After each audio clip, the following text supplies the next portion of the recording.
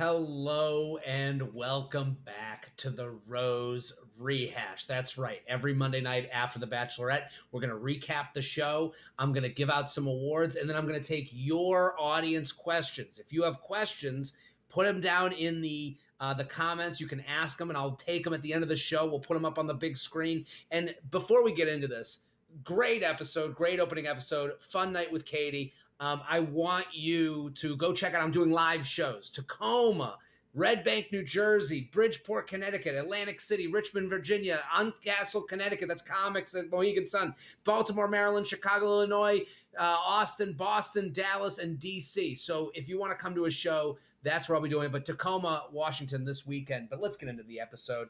The opening episode for Katie. Katie is our awkward queen. It is interesting.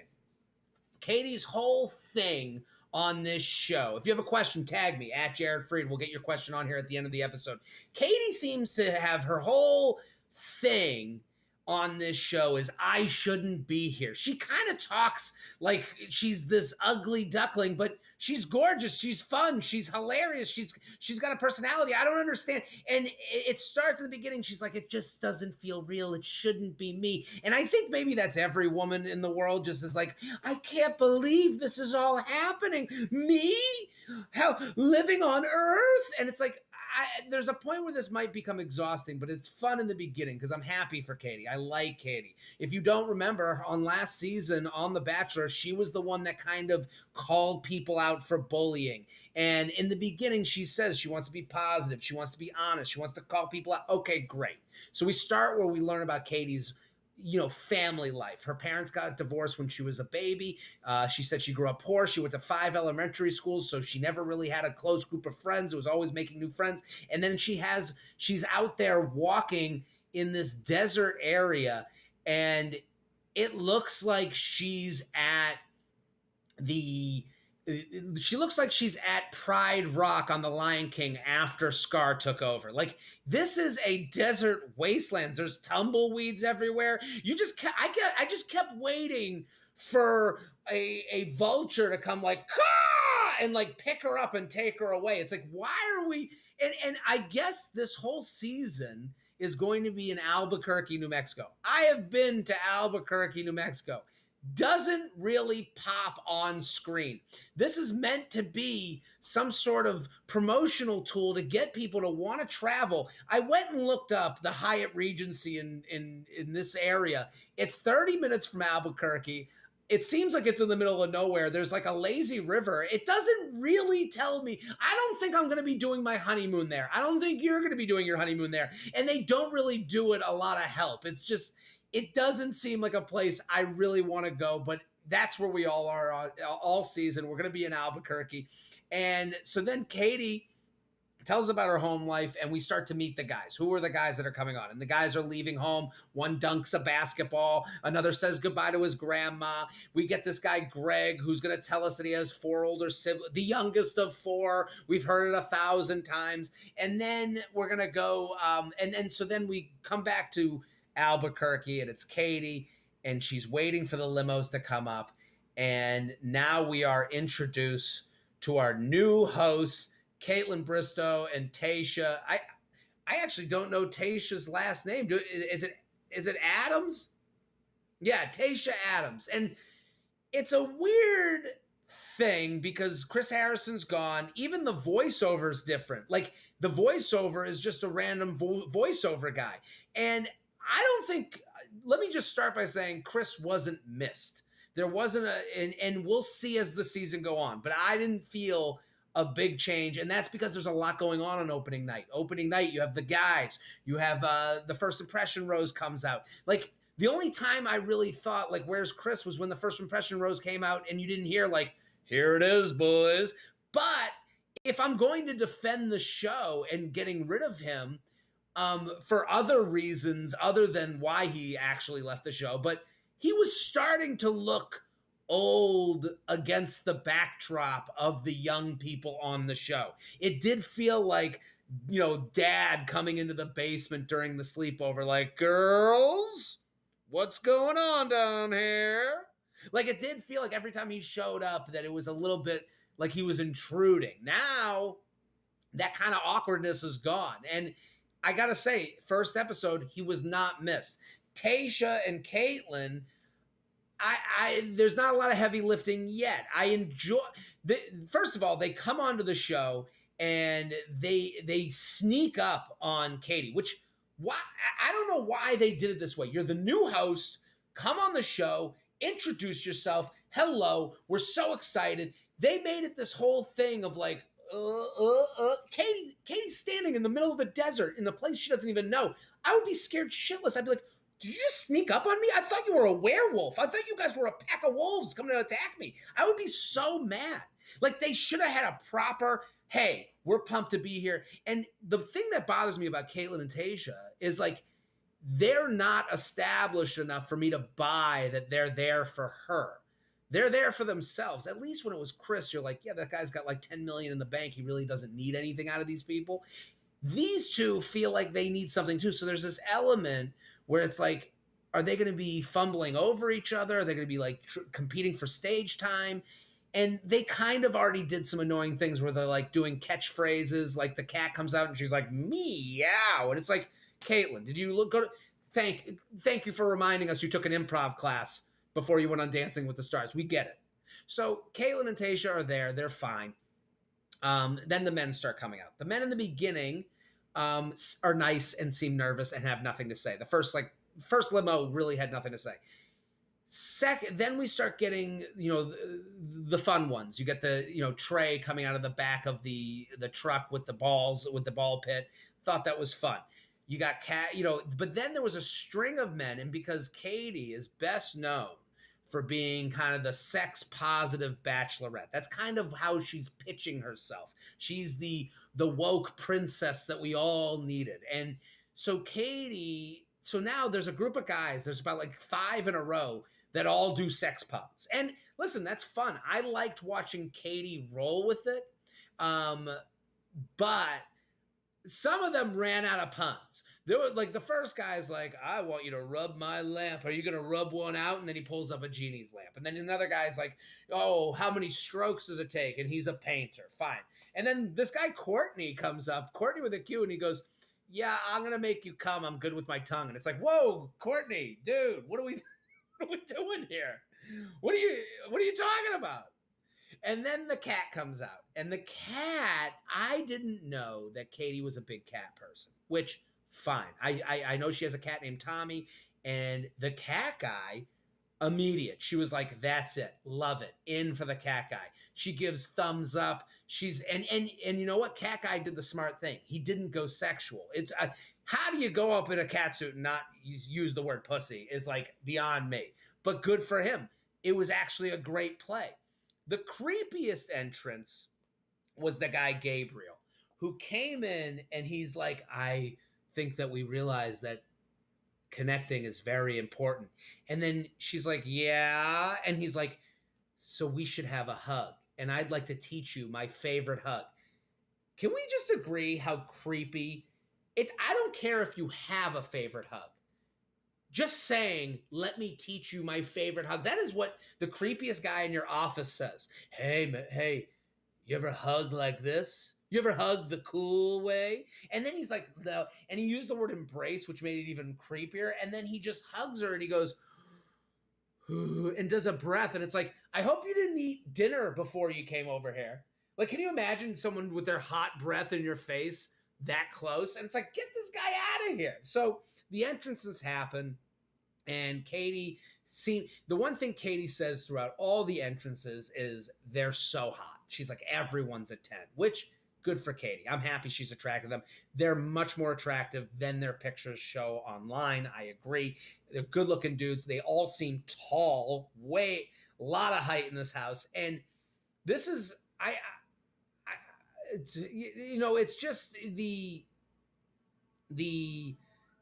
it seems like a good group right away. There weren't as many characters. The characters were nice characters. So meaning there wasn't like the asshole that came in to be an asshole. It seemed like everyone, like if you were a character, the cat guy, he's going to be a sweet dude. Okay, fine. So we go in the house, everyone's doing their intros, they're saying hi's, all this stuff. The people that really made a move were the guy Greg, and I've been calling him Sensitive Greg because everything is shucks, and I got older sisters, and here my niece made you a necklace out of pasta shells, and it's like, okay, very nice. Greg gets the first impression rose. He gets the kiss. He's over the moon. He even looked at the camera. He's like, this is it. Like, he does the half crying thing where he's not crying, but he's acting like he's crying with his Eric Matthews hair. So he gets the first impression rose. Cat Guy doesn't get it, even though Cat Guy gets a huge makeout, seems to be connecting with Katie. And the only real drama, as far as, and on a very drama-less first episode, usually you get the guy that's too drunk or the guy who acts like, was the one dude, I think it's Aaron, who was the guy Aaron looks at Cody and goes, I don't like you. He flat out said, but there was no fight that led to I don't like you. It felt like it happened in the limo or before, but Aaron tells Cody he just doesn't like him, and Cody just seems like, where did this even come? We just got to this cocktail party. So that is something to look out for, but we never got any, leeway into that. We didn't get any drama, and it felt like the producers kind of learned that people were like anti-drama. That last season was too much. We just want fun in the house. We want to see the introductions. We want to see her journey. And that's kind of what it felt like. The producers made a very specific decision. There was one thing where one guy came in a box. Now, we were all led to believe that the guy in the box was going to be this guy, Blake Moynes. I think that's how you say his last name. He hasn't shown up yet. So Blake hasn't shown up yet. He's been teased already. So another guy's in the box. It's this other guy, and he looks like he's just been bathing in aloe for 18 hours. So that's really the episode. We got to the end, and we end with the one guy Jeff, who a lot of people had been kind of making fun of online. He kind of looked. He had. I said that he looked like the worst case scenario for when Beast gets turned into a man in Beauty and the Beast. He did have a date where he brings her into a RV, and that date was just a disaster. And she references him eating celery. If you leave a date and the one thing you remember is he was just chomping on celery, it's like, you've done nothing. So we lose Jeff. We lose a bunch of guys that like kind of, were bigger figures online than maybe in the house. And that was our episode. Let's give out some awards. Let's give out the Batchies.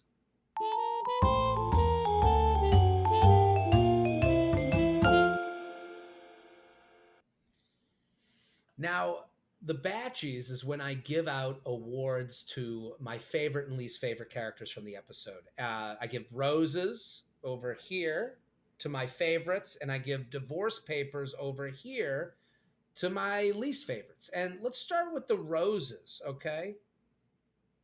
My first rose is going to go to Katie. Katie did a great job. She was fun. She was sex positive, as she said she was going to be. She rolled with so many different sexualized jokes that it could have gotten tiring. It could have gotten weird. She's also dealing with two hosts, a totally different type of show, guys popping out of boxes. All the men were especially nervous for some reason. Many of them couldn't even form a sentence. So it did feel like Katie was kind of holding their hand through these conversations. She did a lot of good things for them. She would go, now, she would say, you look nervous, and to like alleviate the nerves. She would go, it felt like she really did a good job making these guys feel a little bit better. And like she was a leader, which I liked. Conor the Cat gets my next rose. Conor the Cat came in to the sex positive Bachelorette, never made a sex joke, kept it straight cats, wore the costume the rest of the time, and had a hot makeout, and then ends the makeout by going, oh, I hope you don't mess up my whiskers. Dude, he's making jokes mid-makeout. This guy, to me, he ran the show. He's the winner, the big winner. I can't believe he didn't get a first impression rose. It's actually insane to me. Big win for Conor the Cat. The last rose goes to Trey. Trey bringing her away to the ball pit to sit in the car. Class move, great move, having drinks in the car. You're away for someone to cut. Also, it blocks you off from someone coming over to steal you. You can't steal someone from sitting inside of a truck far away from the actual house. So he got his time. He had a good time with her. The ball pit is like a fun thing where you're kind of like under covers a little bit. Loved everything about Trey. Now the divorce papers. My first divorce paper is going to go to the city of Albuquerque. Albuquerque, it just doesn't look good on camera. It looks like you're under the worst sepia tone on Albuquerque looks like it's under the worst filter on Instagram. It's a filter on Instagram you would never use. You're like, this just makes me sad. Every time they looked at the vista, I just was like waiting for a group of reporters to be huddled around, being like huddled around. They're like, we found the bodies today out here in the desert. Like, you just kept waiting for, it just looks ominous. It looks sad. It looks like there's no hope. And I don't know. I don't know if this is going to make people travel to Albuquerque anytime soon. My second divorce paper goes to Accent Guy. Andrew from Vienna came on the show, and he is a football player that lives in Vienna playing football, and he claims to be great at accents. This guy was the worst at accents I've ever seen. He's like, top of the morning to you. Would you like a biscuit and crumpets? Do you believe me? I traveled all the way from foggy London town. And Katie's like, is that a real accent? And then he's like, I'm just Josh, and I'm from Chicago. And it's like, yeah, dude, we know. And then he kept going back to the accent thing. An hour later, he's like, hello, do you like my accent? Hello. And then Katie's like playing along with it, but like, dude, let's tell your story. Let's have a personality. Let's have something that's not accent related. My last divorce papers go to the host. Yeah, and it's to all the hosts, Caitlin, Tayshia, and Chris Harrison. Bad night for all three of them. Chris Harrison, it's a bad night for you because you were not missed tonight. There was no point tonight that I was like, where's Chris? And you're starting to look old on the show. Every time you pop your head in, it's like, hey kids, need some cookies and snacks for the sleepover? I have this theory, for the reason I would never go on The Bachelorette or The Bachelor is because I would be too fat to go on the show. And you're thinking, Jared, you're not that fat. You could lose 10. No, that's not the point. The point is everyone on the show is so in shape and so tall and good looking that I would look fatter against the backdrop of all these good looking people. So it would be them being like, hey, Katie, I'm Conor. And then I would get out of the car being like, hey, Katie, I'm out of breath from standing up in the limo. Like, that would be me. It would look bad. Okay? They're all 7-foot oakwood trees, and I'm a shrub. So this is the problem for Chris Harrison. As he ages, the kids stay the same age, and he's starting to look bad against the backdrop of them. But we better now?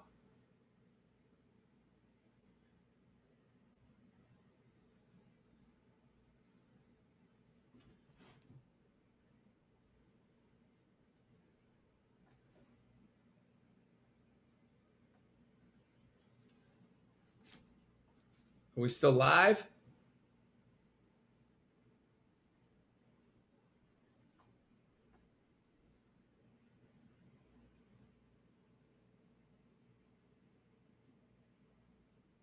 There we go. So now you have Chris Harrison is against the backdrop of all these young people, and they keep staying the same age, and he keeps getting older. Now, for Tayshia and Caitlin, they didn't win the job tonight. They did a couple of catchphrases, and they never established themselves as hosts. They should have came out and said, hi, I'm Tayshia. Hi, I'm Caitlin. We're the new hosts of The Bachelorette. They didn't. They did a little sneak up on Katie, like, oh, surprise, girl gang. It's like, no, this isn't girl gang. It's Katie's season. You're here to help her through the show. You're not there to do it together. We're not doing this together. You got your podcast. You got your social media following. You got your Dancing with the Stars. It's Katie's season, not girl gang.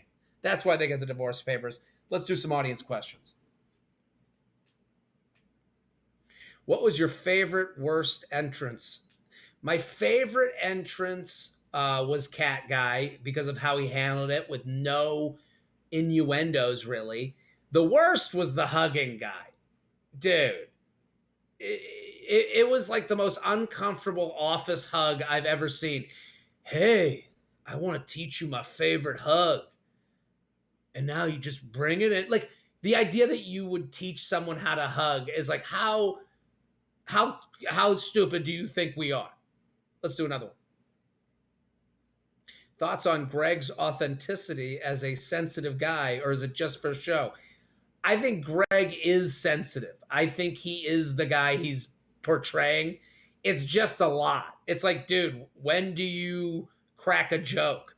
Is it all like, and my niece is back at home and I love babysitting them once a month? And, you know, I taught her everything she knows about making a pasta necklace. It's like, dude, okay, how about you? What do you do? What's up with you? Let's do another one.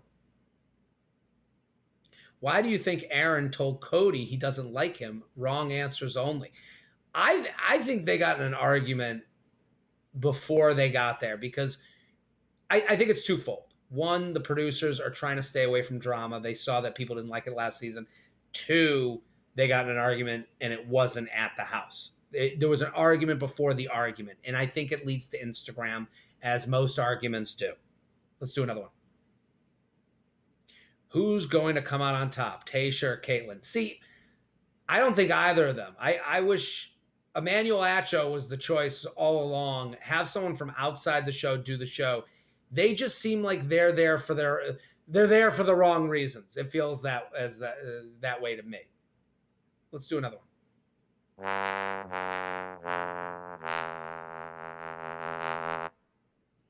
That's our episode. People, the Rose Rehash every Monday night after The Bachelor or after The Bachelorette. Keep telling your friends. Get subscribed to the channel. That's the only way to get updates for when this show comes out. And we'll be back next week. Boom.